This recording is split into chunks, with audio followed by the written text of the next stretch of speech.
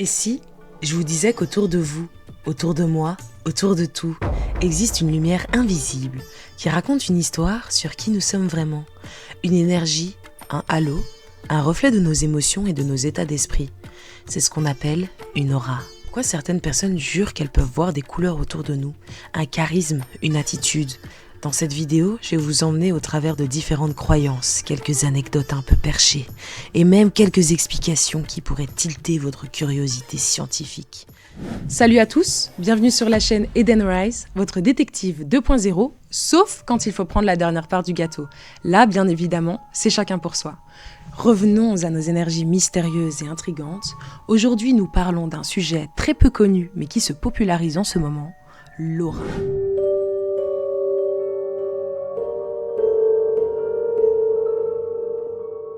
Ce phénomène qui, selon certaines croyances, cultures ou traditions, reflèterait notre état émotionnel, nos pensées ou encore notre potentiel. Une sorte de carte de visite invisible qui raconte tout sur nous. Dans ce voyage, on va explorer ensemble ce que disent les cultures et les traditions au travers du monde à propos de l'aura. Pourquoi certaines personnes y voient des couleurs ou ressentent des énergies et d'autres pas du tout. Spoiler alerte, ce n'est ni une application que tu peux télécharger, ni une compétence que tu développes au niveau 50, mais je vais t'en apprendre un petit peu plus et on va démystifier ce phénomène ensemble. Chapitre 1. Qu'est-ce qu'une aura ? Dans ce premier chapitre, nous allons voir ensemble les bases. Qu'est-ce qu'une aura selon les différentes cultures et traditions et pourquoi est-elle importante et comment elle reflèterait notre énergie.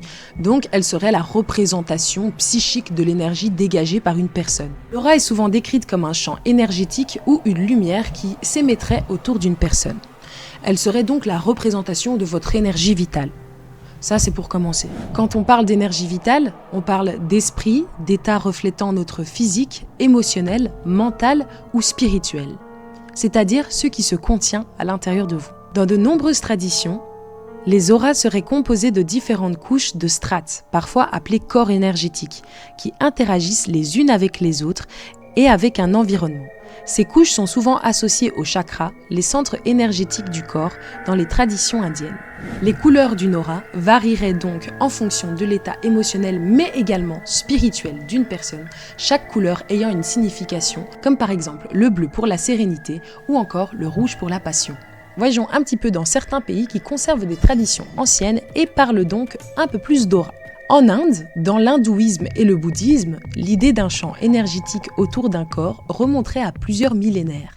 Les chakras et le prana, énergie vitale, sont liés à ce concept.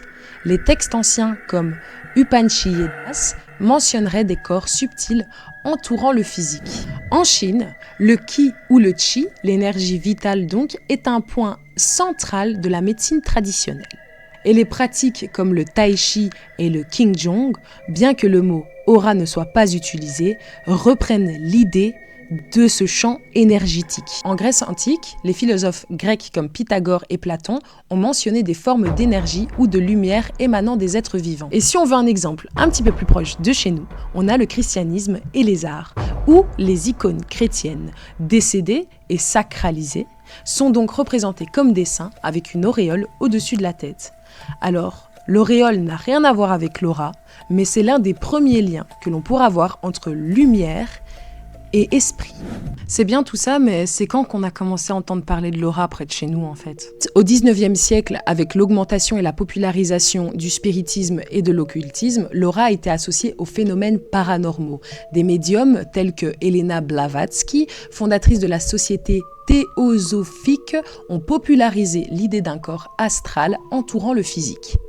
À l'époque, le phénomène étant nouveau et intriguant, certains scientifiques ont décidé de se pencher sur le cas afin d'un peu plus s'informer sur cette espèce de théorie. Au XXe siècle, on a eu Léon Denis et Charles Leadbeater, ce sont des auteurs spirituels qui ont approfondi l'étude des auras dans le cadre de la théosophie. Leadbeater a notamment fait le descriptif des couleurs et des significations de celles-ci vis-à-vis de l'aura. Ne vous inquiétez pas, on va en parler tout de suite, restez sur la vidéo.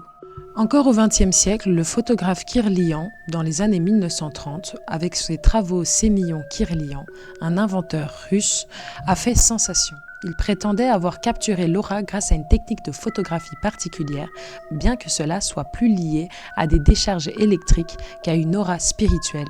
Cela a renforcé l'intérêt populaire pour le sujet. Mais alors, qui a théorisé l'aura ?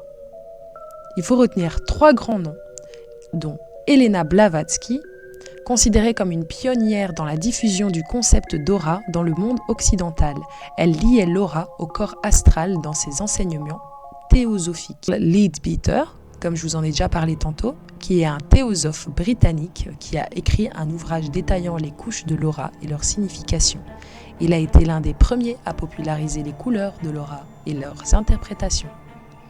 Et en 3e, nous avons Barbara Brennan, une guérisseuse et scientifique contemporaine connue pour son livre Hands of the Light, qui explore les auras et la guérison énergétique. Son approche mêle science, spiritualité et guérison. Chapitre 2. L'aura et la santé mentale. Comment notre énergie et notre état émotionnel peut-il influencer notre aura ? C'est ce que nous allons voir maintenant dans ce chapitre numéro 2.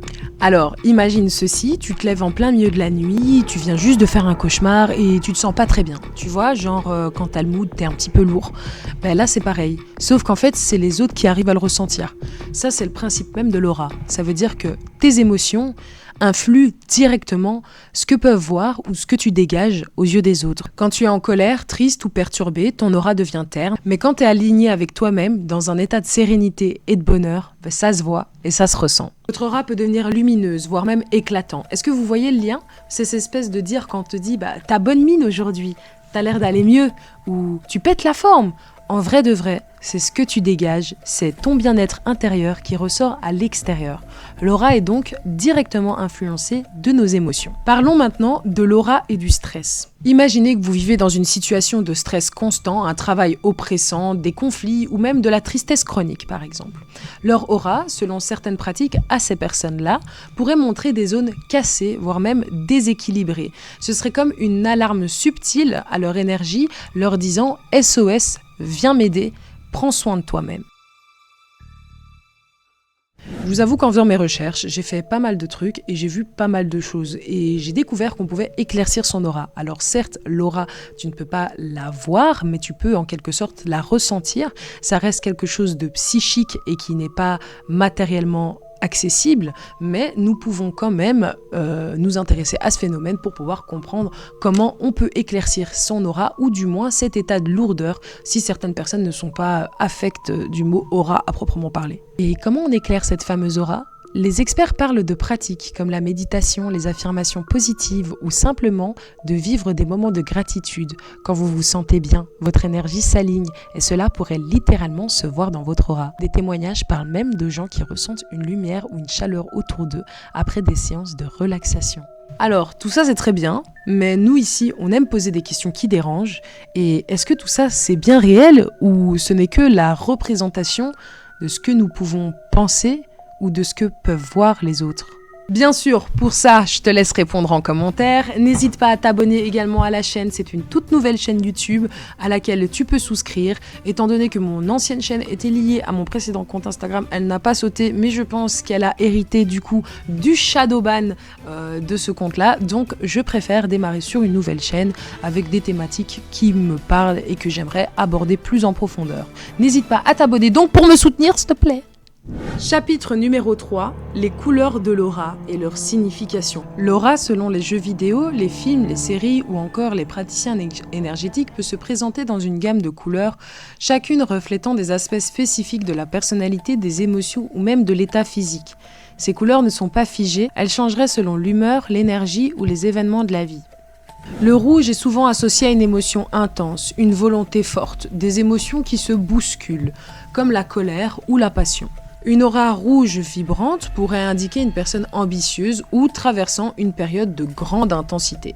Alors pour la petite anecdote, il y a des praticiens qui ont travaillé avec des athlètes professionnels et à ce qui paraît, un des athlètes qui faisait partie de l'expérience avait une aura rouge qui semblait si forte qu'on avait l'impression qu'il brillait. Et cela avant une compétition importante. Après avoir remporté la compétition, son aura avait l'air d'être apaisée et était de couleur plutôt orangée.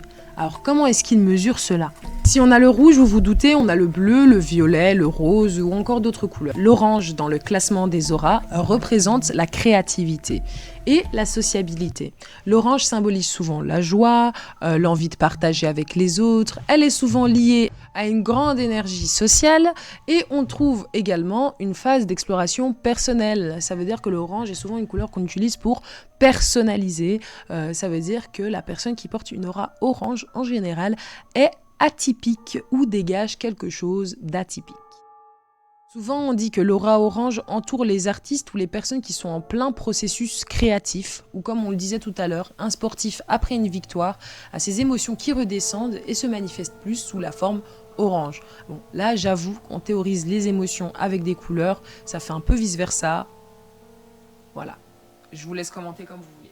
Le jaune, c'est la couleur de la joie et de l'intelligence. En général, le jaune est souvent lié à l'intellect et la clarté mentale et à un esprit optimiste. Les personnes avec une aura jaune et rayonnante sont souvent curieux et ont un esprit assez vif, une énergie qu'on appelle solaire, attirant les autres comme des papillons proches d'une lumière. Petite anecdote, c'est pourquoi certaines figures religieuses telles que Bouddha ou encore Confucius sont représentées autour d'eux d'une lumière dorée pour interpréter le signe de l'illumination qui représente en fait leur forte aura.